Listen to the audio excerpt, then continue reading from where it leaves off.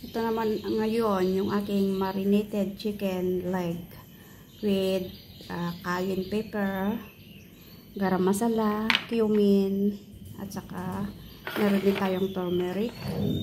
Ito yung ilalagay natin na tomato. Yan. Ayan. Ito po yung ating marinated chicken leg. Chicken leg.